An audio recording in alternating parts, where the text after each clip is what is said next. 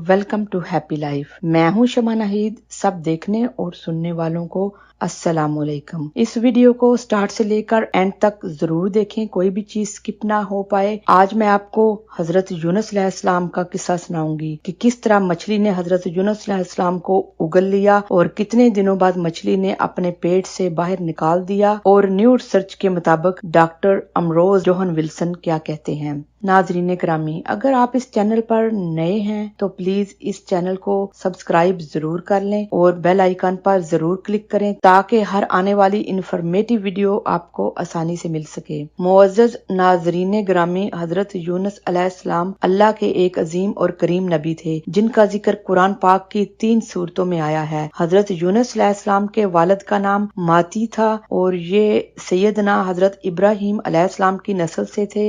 आपका जमाना 784 से 860 किबले मसीह के दौरान बताया जाता है। हजरत यूनुस अलैहिस्सलाम को अल्लाह ताला ने इराक के एक शहर नैनवी की बस्ती में हदायत के लिए भेजा। जब अल्लाह ताला ने हजरत यूनुस अलैहिस्सलाम को नबूवत अता फरमाई, आपकी उम्र 28 ईयर्स थी। नाज़रीन ग्रामी, नैनवा के लोग यानी कि हजरत यूनुस अलैहिस्सलाम की कौम बुत परस्त और कुफ्र शिर्क के अंदर मुब्तला थी। हजरत यूनुस अलैहिस्सलाम ने उनको बुत परस्ती छोड़ने का और ईमान लाने का हुक्म दिया, लेकिन उनकी कौम ने उनको जुटलाया और ईमान लाने से इनकार कर दिया। हजरत यूनुस अलैहिस्सलाम अपनी कौम के लोगों से मायूस हो गए और उन्होंने बस्ती के लोगों के लिए बद्दुआ फरमाई, और अल्लाह ताला के हुक्म आने से पहले ही उन्होंने नैनवा को छोड़ दिया और ट्यूनस की तरफ चले गए। कौम ने आपकी गैर मौजूदगी में तौबा कर ली और अल्लाह ताला ने उनको माफ कर दिया। मुअज़्ज़ज़ दोस्तों, किसी भी हाल में अल्लाह ताला की रहमत से मायूस नहीं होना चाहिए। हदायत तो अल्लाह ताला की तरफ से है।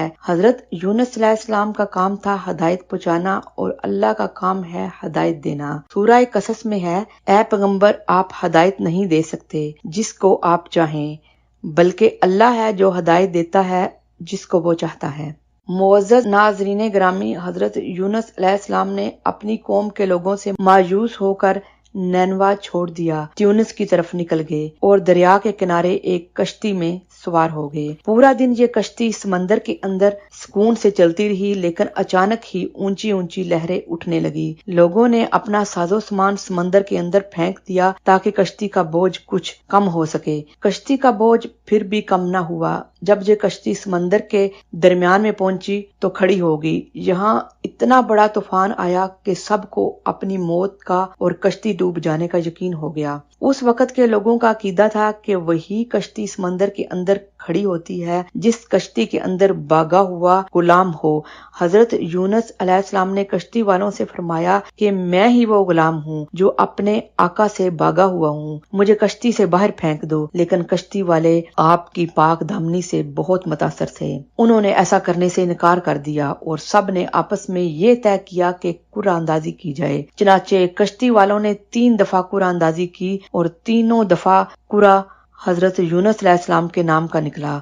हजरत यूनुस अलैहिस्सलाम ने खुद ही कश्ती से बाहर छलांग लगा दी ताकि दूसरे लोग इस तूफान से बचकर किनारे तक पहुंच सकें। अल्लाह ताला ने एक मछली को हुक्म दिया कि नुकसान पहुंचाए बगैर हजरत यूनुस अलैहिस्सलाम को निगल ले। इस तरह हजरत यूनुस अलैहिस्सलाम मछली के पेट में चले गए और ये आप पर एक कड़ा इम्तिहान था। जब आप मछली के पेट में चले गए तो आपको ख्याल हुआ कि मैं मर तो नहीं चुका। जब आपने अपने हाथ पांव हिलाए तो पता चला कि आप जिंदा हैं। आपने बारगाह इलाही में अपनी नदामत का इजहार किया और तौबा इस्तगफार की। सूरत अंबिया में है, उन्होंने अल्लाह की तस्बीह पढ़ना शुरू कर दी, यानी कि आयत करीमा पढ़ना शुरू कर दिया। तर्जमा, बिला आखिर वो अंधेरों के अंदर से पुकार उठा कि इलाही, तेरे सिवा कोई महबूद नहीं, तू पाक है, बेशक मैं जालिमों में हो गया। अल्लाह ताला ने उनको माफ कर दिया और मछली को हुक्म हुआ कि हजरत यूनुस अलैहिस्सलाम को जो तेरे पास हमारी अमानत है उगल दे। चनाचे मछली ने दरिया के किनारे हजरत यूनुस अलैहिस्सलाम को 40 रोज के बाद जिंदा सलामत उगल दिया। वो ऐसी वीरान जगह थी जहाँ ना कोई दरख्त था और ना कोई सब्जा, बिल्कुल चटियल मैदान था। हजरत यूनुस अलैहिस्सलाम बेहद कमजोर हो चुके थे। हजरत इब्ने अब्बास رضی اللہ تعالیٰ عنہ سے روایت ہے کہ حضرت یونس علیہ السلام نومولود بچے کی طرح ناتواں کمزور تھے۔ آپ کا جسم بہت نرم و نازک ہو گیا تھا اور جسم پر کوئی بال بھی نہیں تھا۔ چنانچہ اللہ تعالیٰ نے اپنی رحمت سے حضرت یونس علیہ السلام کے قریب قدوں کی بیل اگا دی تاکہ اس کے پتے آپ پر سایہ کیے رہیں۔ ایک جنگلی بکری صبح و شام آپ کو دودھ پلا کر واپس چلی جاتی۔ یہ سب اللہ کی رحمت اور کرم ہی تھا، ورنہ آپ ضعیف اور کمزور ہوتے چلے جاتے۔ حضرت یونس علیہ السلام کی اس کیفیت کو قرآن پاک اس طرح سے بیان کرتا ہے: آخرکار ہم نے اسے بڑی سکیم حالت میں ایک چٹیل زمین پر پھینک دیا اور اس پر ایک بیلدار درخت لگا دیا۔ ناظرین گرامی، کئی سو سال بعد جدید سائنس نے بھی ویل مچھلیوں پر ریسرچ کی ہے۔ سائنٹسٹ نے اس پر تحقیق کرنے کے بعد اپنی باقاعدہ طور پر رپورٹ بھی شائع کی ہے۔ ناظرین گرامی، ویل مچھلی باقی مچھلیوں سے ڈیفرنٹ ہوتی ہے کیونکہ وہ اپنے بچوں کو دودھ پلاتی ہے۔ اس کا خون بہت گرم ہوتا ہے۔ اس کو شکار پکڑنے کی ضرورت بھی پیش نہیں آتی۔ اس کا تیرتے وقت بڑا سا منہ کھلا رہنا ہی شکار کے لیے کافی ہوتا ہے۔ یہ ایک انسان کو بڑی آسانی سے نگل سکتی ہے۔ اس کی حلق کے نیچے کئی جھریاں ہوتی ہیں۔ جب اسے معمول سے زیادہ نگلنا پڑ جائے تو جھریوں کے کھل جانے سے اس کا منہ وسیع تر ہو جاتا ہے۔ ناظرین گرامی، ڈاکٹر امروز جوہن ولسن لکھتے ہیں کہ ویل مچھلی کے پیٹ کا درجہ حرارت 104 ڈگری فارنہائٹ ہوتا ہے، جو انسان کے لیے بخار کا درجہ حرارت ہوتا ہے۔